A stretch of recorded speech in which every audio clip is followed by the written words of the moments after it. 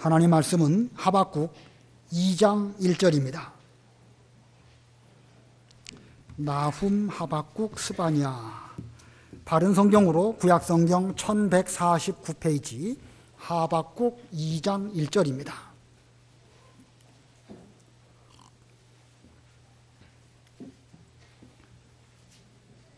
하박국 2장 1절 봉독합니다. 내가 파수하는 곳 위에 서며 망대 위에 서서 여호와께서 나에게 무엇이라고 말씀하실지 내가 항의하는 것에 대하여 어떻게 대답하실지 기다려보겠다. 여호와께서 내게 대답하여 말씀하셨다. 너는 이 묵시를 기록하여라. 너는 판에 똑똑히 새겨서 달려가는 자도 그것을 읽을 수 있게 하여라. 이 묵시는 정해진 때가 있으며 종말에 관해 말한다. 이는 결코 거짓이 아니니 비록 더딜지라도 너는 그것을 기다려라. 그날은 반드시 올 것이며 지체되지 아니할 것이다. 보아라, 그의 마음은 교만하며 그의 속 영혼은 바르지 못하다. 그러나 의인은 그의 믿음으로 살 것이다. 네, 거기까지 봉독합니다. 오늘 2절과 3절에 보면 묵시라고 하는 표현이 나옵니다. 선지자 하박국이 이 묵시를 받은 내용인데 그 묵시의 내용은 여기 4절부터 2장 마지막 20절까지 쭉 기록되어져 있습니다. 오늘 제목은 묵시를 받은 하박국, 묵시를 받은 하박국이라는 제목입니다. 이스라엘 나라가 르호보암 왕 때에 남과 북으로 갈라지게 되었고 북쪽의 국호는 이스라엘, 남쪽의 나라 이름은 유다라고 불려지게 되었습니다. 북쪽 이스라엘은 주전 720년에 아수르로 말미암아 멸망당하였고 그들은 혈통적으로는 완전히 혼혈이 되었고 신앙적으로는 혼합주의로 나아가게 되었습니다. 그런 속에서 남쪽 유다는 다윗 왕의 정통성을 잘 유지하면서 신앙생활을 했지만 주전 600년 가까워 올 즈음 그들의 신앙은 안팎으로 여러 가지로 문제가 많이 일어나게 되었습니다. 그 즈음, 주전 600년 가까워 올 그 즈음 바벨론이라고 하는 나라가 북쪽에서부터 등장하게 됩니다. 이 바벨론이라는 나라는 하박국 선지자 때보다 한 1500년 전에도 이미 있었던 나라입니다. 그 나라는 고대 바벨론인데 그 고대 바벨론이 한동안 쇠약하고 힘을 잃다가 이제 느부사라단, 느부갓네살 이런 왕들이 등장함으로 새롭게 강성하게 되었습니다. 그래서 그 나라를 세계사에서 보면 신바빌로니아라고 이름을 붙이고 있습니다. 이렇게 새로운 신바빌로니아가 등장하게 되었습니다. 유다라는 나라는 내부적으로는 심각하게 타락하게 되었고 국제적으로는 이 바벨론 나라가 등장함으로 상당히 어려운 이런 가운데 있었을 즈음에 하박국이라고 하는 선지자가 또 등장하게 됩니다. 하박국, 그 선지자는 탄식과 한숨의 선지자라는 별명을 가지고 있습니다. 한숨 쉬고 또 이 탄식하는 그런 선지자입니다. 이 하박국을 쭉 읽어가다 보면 그의 글은 이 하박국 선지자의 성격을 잘 보여주고 있는데 그는 성격이 급하고 또 자기가 생각한 대로 일이 잘 되지 아니할 때에 잘 기다리지도 못하고 그러면서 심지어 하나님께 대하여 항의하면서 기도한 이런 사람이었던 것 같습니다. 자, 이 하박국은 유다 나라가 속으로 부패해서 율법과 정의는 시행되지 아니하고 그 유다 나라 안에 파괴와 폭력, 소송과 분쟁 이런 것들이 계속되는 걸 보면서 많이 힘들어하고 속상했습니다. 유다 나라, 다윗 왕의 정통성을 잘 보존한 그런 좋은 나라라고 한다고 하면 그 나라 안에는 하나님의 법인 율법으로 통치되어야 되는 것이고 거기는 정의롭게 나라가 잘 다스려져야 할 것입니다.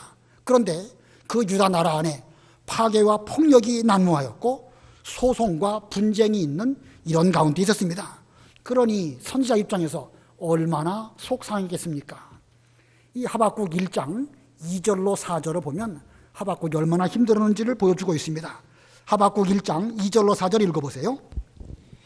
1장 2절 여호와시여, 제가 주께 부르짖어도 듣지 아니하시고 폭력입니다라고 주께 외쳐도 언제까지 구해주지 않으시겠습니까?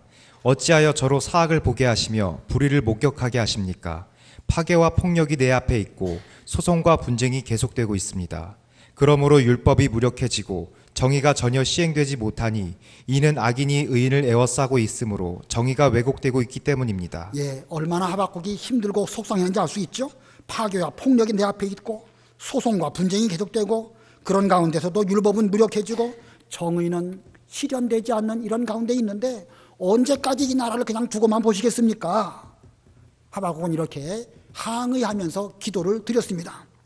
그랬더니 마침내 하나님께서 응답하셨습니다. 이제 내가 갈대아 사람 곧 바벨론 나라를 일으킬 것이다. 지금은 내가 왜 빨리 이 악한 사람들을 심판하지 않습니까? 라고 말하지만 이제 바벨론의 심판은 사납고 맹렬하고 급하게 이루어질 것이다 라고 응답을 하셨습니다. 그랬더니 이제 하박국 선지자가 또 하나님께 따지듯이 여쭈어 기도를 드립니다. 아니 하나님, 아무리 유다가 범죄했다 할지라도 바벨론보다 낫지 않겠습니까? 유다를 심판하실 때에 어찌 더 악한 바벨론이라고 하는 나라를 들어서 저들을 심판하십니까? 왜 하나님께서는 이 모든 일들을 잠잠히 보시고만 계십니까? 바벨론은 본래 하나님을 알지 못하고 우상 숭배하는 그런 나라 아닙니까? 그들은 물고기 잡으러 갈 때에 그물에게 제사하고 배에게 제사하고 또 바다에게 제사하면서 그들은 물고기를 잡는데 많이 잡습니다. 거듭 많이 잡아가지고 저들은 배가 불러가지고 부자가 돼가지고 떵떵거리고 사는데 하나님의 나라인 유다는 왜 맨날 모든 것을 다 빼앗기고 잃어버리는 가운데 살아야만 합니까? 하나님, 이래도 됩니까? 어째서 우상 섬기는 저들이 더 잘 되고 하나님의 나라는 이렇게 어렵게 만드십니까? 하박국은 그렇게 기도를 드렸습니다. 하박국의 이러한 말, 이런 기도 맞는 말입니까? 틀린 말입니까? 당연히 논리적으로 맞는 말입니다. 좀 유다 나라가 좀 범죄했기로서니 그 이방 나라를 통해 가지고 이렇게 유다 나라를 심판하신다는 것은 논리적으로 맞지 않습니다. 악한 자가 자기보다 의로운 자를 심판한다는 것은 신앙 원리에 맞지 않습니다. 하나님이 살아계신다고 하면 응당 유다보다 먼저 바벨론을 심판하셔야 되는 것이 아니겠습니까? 그러나 하박국 당시의 현실은 그렇지 않았습니다. 악이 득세한 현실입니다. 그러니 하박국 입장에서는 속이 상해서 하나님을 향하여 항의하듯이 이렇게 기도를 했던 것입니다. 자, 이렇게 어려운 시대를 힘들게 견디고 있던 하박국에게 마침내 하나님의 묵시가 임하게 되었습니다. 그 묵시의 내용은 2장 4절부터 20절까지 기록되어 있는데 상당히 깁니다. 이것을 간단하게 정리한다고 하면 4절 한 절로 요약할 수가 있습니다. 4절 우리 다 같이 합독하겠습니다. 2장 4절입니다. 시작. 보아라, 그의 마음은 교만하며 그의 속 영혼은 바르지 못하다. 그러나 의인은 그의 믿음으로 살 것이다. 자, 여기 그의 마음은 교만하며 그의 속 영혼은 바르지 못하다. 여기 그는 누구를 가르칠까요? 예, 바벨론입니다. 바벨론의 마음은 교만하고 본래 바벨론 교만한 사람들이에요. 그리고 그들의 영혼은 삐뚤어가지고 제대로 된 그런 길을 걸어가지 못합니다. 그러나 의인은 믿음으로 말미암아 살 것이다. 이렇게 말씀하셨습니다. 이제 5절부터 쭉 보면 간단하게 요약한다고 하면 지금 악한 길을 걸어가면서 웃고 떠들고 있는 저 바벨론 저들은 지금은 잘 되는 것처럼 보여도 반드시 저들에게 화가 있을 것이다.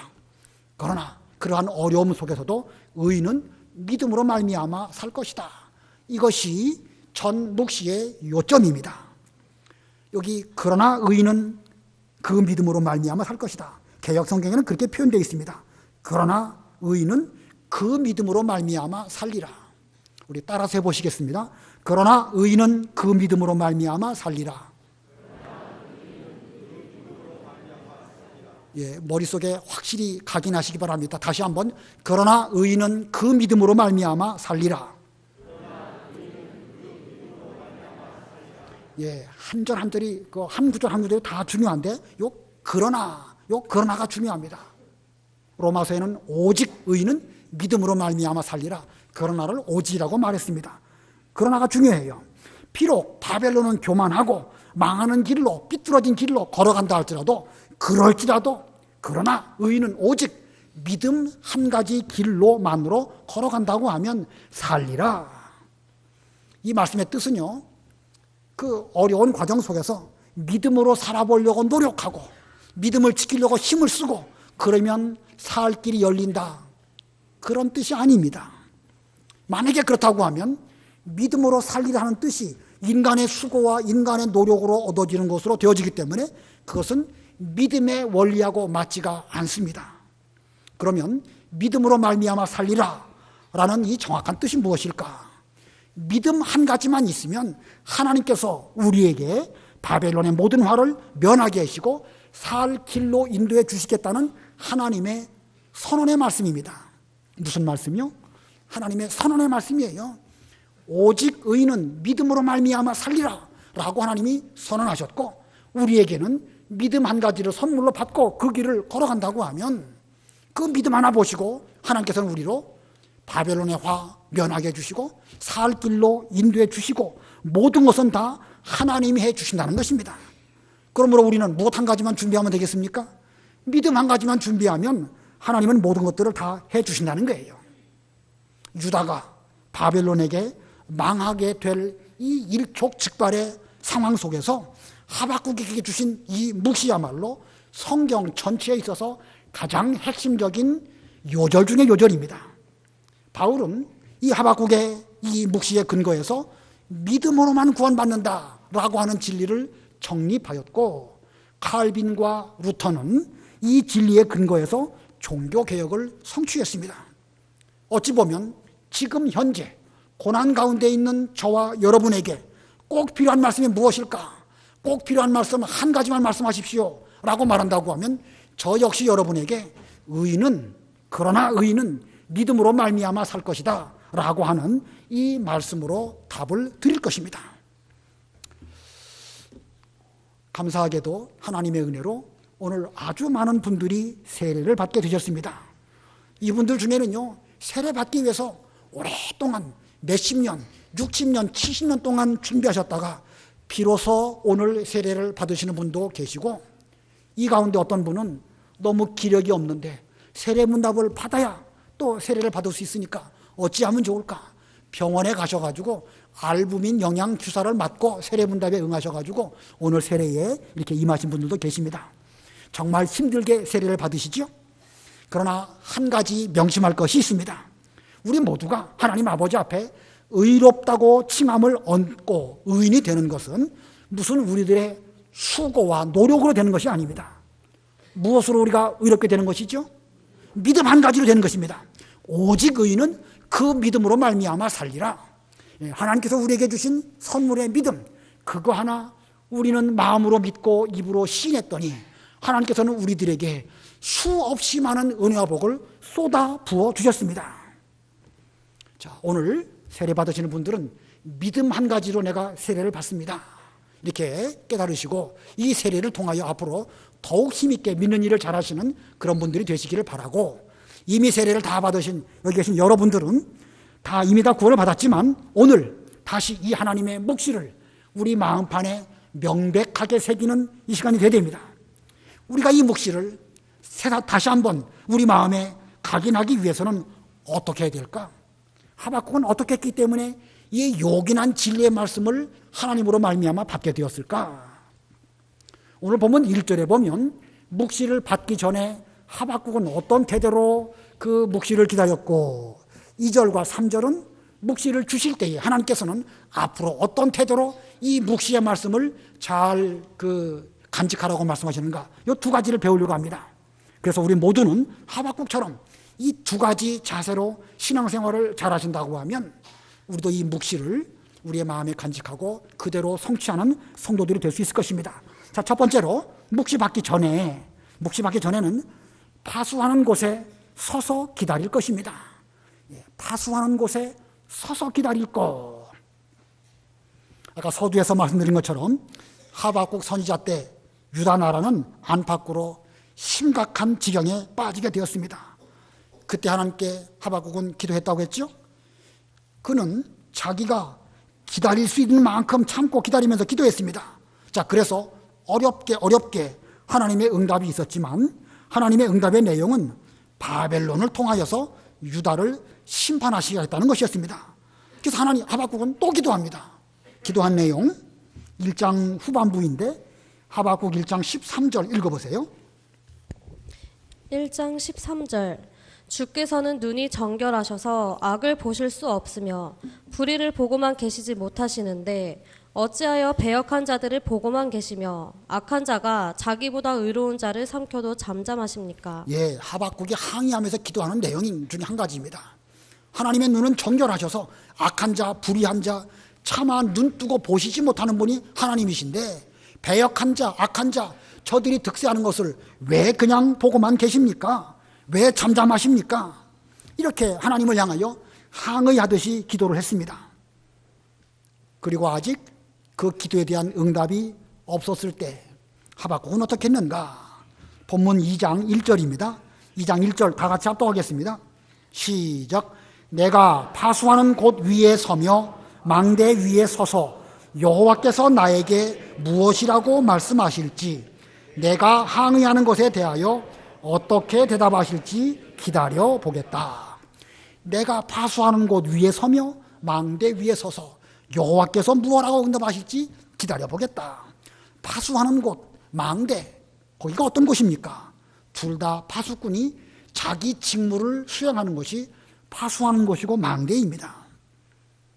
그렇다고 해서 무슨 이 하박국 선지자가 그 당시에 군인으로서 파수꾼이었는가 그런 뜻은 아닙니다. 다만 선지자로서 자기 본분 하나님의 나라 유다를 지키는 파수꾼과 같은 그런 사명을 끝까지 잘 감당하겠다 이렇게 말한 것입니다. 자, 오늘 본문이 1절이 말하고 있는 것은 아무리 사태가 심각하고 나라가 엉망이 되고 사람들은 다 자기 자리를 지키지 못하는 이런 때라 할지라도 나만큼은 내 자리에 서서 이 나라를 파수하고 하나님의 응답을 기다리는 이런 삶을 살아야 되겠다라고 결심한 것이 바로 1절의 말씀입니다. 지난 주일에도 언급드린 것처럼 이 즈음 유다 나라는 왕으로부터 제사장 또는 거짓 선지자들 저 하층 백성들에 이르기까지 온통 집단적으로 교만했고 집단적으로 자기 본분을 제대로 지키지 못했습니다. 그래도 모든 사람들이 다 자기 위치를 떠나서 자기 할 일을 잊어버려도 나 하박국만큼은 내 자리를 지키면서 내가 해야 할 소임인 파수꾼의 직무를 잘 감당하겠다. 그러면서 내가 기도하고 하나님의 응답이 어떻게 임하는지 기다려보겠다. 이것이 1절의 내용입니다. 자, 외부적으로는 자기 위치에 서서 자기 본분을 잘 감당하면서 파수꾼의 역할을 감당하고 내면적으로는 하나님께 기도드리고 그 기도의 응답이 어떻게 임하실까 기다리는 것, 이것이 바로 하박국의 태도입니다. 하나님께서는 이러한 하박국의 태도를 귀하게 보시고 성경의 여러 계시 가운데 가장 중요한 계시인 그러나 의인은 믿음으로 말미암아 살리라 라고 하는 이 묵시를 그에게 허락하신 것입니다. 오늘날 우리 모두들도 지금 현재의 상황은 하박국과 같은 상황입니다. 악한 자가 자기보다 의로운 사람들을 심하게 핍박하는 이런 시국을 만났습니다. 의로운 자는 다 빼앗기고 악한 자는 자기 것 아닌 것으로 치부하고 배부르게 되는 이런 시대를 살고 있습니다. 2장 6절 읽어보세요. 2장 6절. 6절. 그러나 그들이 모두 그를 대하여 속담을 지으며 풍자로 조롱하지 않겠느냐. 그들이 말한다. 화 있을 것이다. 자기 것이 아닌 것을 많이 모으는 사람아. 저당물로 치부하는 사람아. 언제까지 그렇게 하겠느냐. 예, 바벨론 나라가 여기저기 모든 나라를 다 침략해가지고 빼앗는데 그들은 자기 것 아닌 것으로 모아가지고 부자가 되는 그런 나라입니다. 2장 9절도 읽어보세요. 9절 화 있을 것이다. 재앙의 손에서 벗어나려고 높은 데에 둥지를 틀며 자기 집을 위하여 부당한 이득을 취하는 사람들아. 예, 바벨론의 특징은 교만입니다. 그들은 교만해가지고 높은 곳에 둥지를 틀어서 살면서 그 집에 부당한 이득을 취하는 이런 가운데 있습니다. 내면적으로는 유다 나라는 소송과 분쟁이 있고 하나님의 법, 율법은 무시되는 이런 가운데 있음에도 불구하고 그런 가운데에서 이 바벨론은 또 이렇게 악한 가운데 있습니다.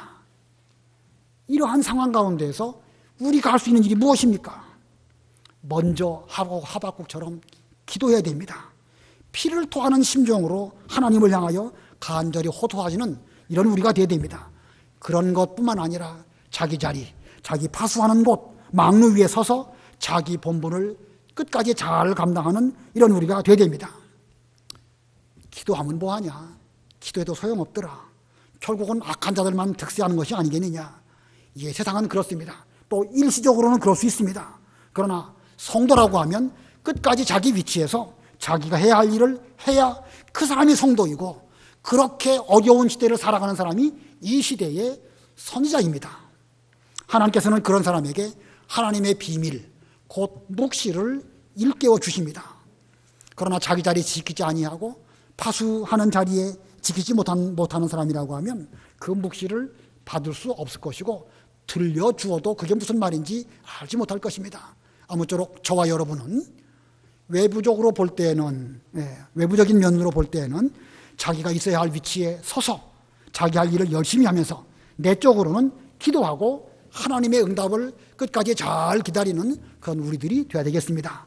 그 다음에 두 번째로, 묵시를 받은 이후, 묵시 받은 이후에는 또 어떻게 살아야 될 것인가? 판에 새겨 읽으면서 정한 때까지 기다릴 것입니다. 판에 새겨 읽으면서 정한 때까지 기다릴 것. 본문 2절과 3절은 하나님께서 이 묵시를 하박국에게 주시면서 말씀하시는 내용입니다. 2절, 3절 우리 다 같이 합독하겠습니다. 시작. 여호와께서 내게 대답하여 말씀하셨다. 너는 이 묵시를 기록하여라. 너는 판에 똑똑히 새겨서 달려가는 자도 그것을 읽을 수 있게 하여라. 이 묵시는 정한 때가 있으며 종말에 관해 말한다. 이는 결코 거짓이 아니니 비록 더딜지라도 너는 그것을 기다려라. 그날은 반드시 올 것이며 지체되지 아니할 것이다. 하나님은 묵시를 주시면서 그 묵시를 판에 명백히 새겨라. 달려가는 자도 그 묵시를 읽을 수 있도록 그렇게 새겨라. 이렇게 말씀하셨습니다. 이게 하박국이 해야 할 일입니다. 이게 판에 명백하게 새긴다. 옛날에 바벨론 이 지역은 그 당시에 무슨 종이가 넉넉한 것도 아니고 돌에 어떤 글을 새길 수도 있지만 돌마저도 넉넉하지 않았고, 돌에 글을 새기는 것은 상당히 힘이 들겠죠. 그래서 그 사람들은 진흙을 이겨가지고 그 진흙판, 그걸 점토판이라고 하는데, 점토판 위에다가 뭐 이 갈대나 혹은 막대기 같은 걸로 이렇게 글씨를 씁니다. 글씨를 잘 써가지고 이걸 잘 말립니다. 말리면 그 흙 위에 써진 글씨가 상당히 오랫동안 보존되는 것입니다. 그것을 점토판이라고 하는데, 고대 유적을 조사하는 이런 사람들 가운데에서 이런 점토판이 상당히 많이 지금도 발견되었다고 합니다. 한 4만 점 정도 지금까지 잘 보존되어서 발견되었다고 합니다.